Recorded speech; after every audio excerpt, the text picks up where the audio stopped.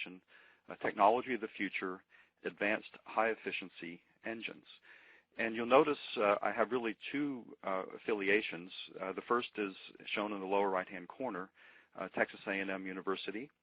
I've been a professor of chemical engineering at Texas A&M for about 28 years.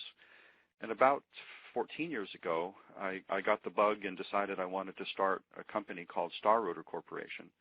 So Star Rotor is a spin-off company from the university, and many of the technologies that I'll be describing to you are being commercially developed through Star Rotor Corporation.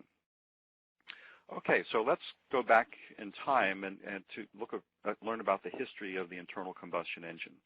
What you'll see is back in 1680 it was first conceived, and they actually thought of using gunpowder as the way of propelling vehicles.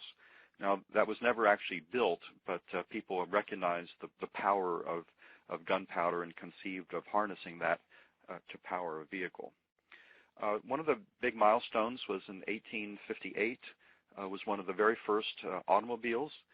You can see the picture of it here. It was actually a wooden vehicle called the Hippomobile, and there were about 300 to 400 of them sold, and they ran on gasified coal, and you can see in the left-hand corner what the engine looked like. One of the greatest giants in this field is Nicholas Otto, who developed the four-stroke Otto cycle engine.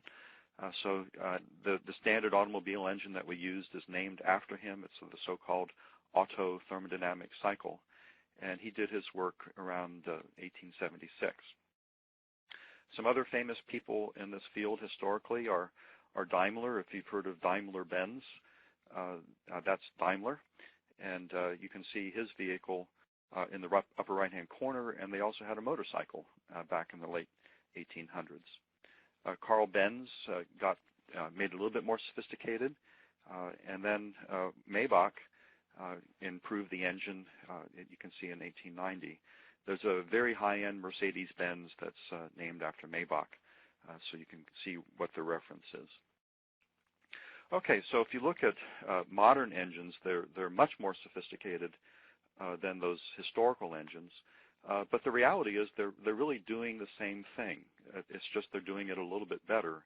But the basic operating principles have really been unchanged since about 1860.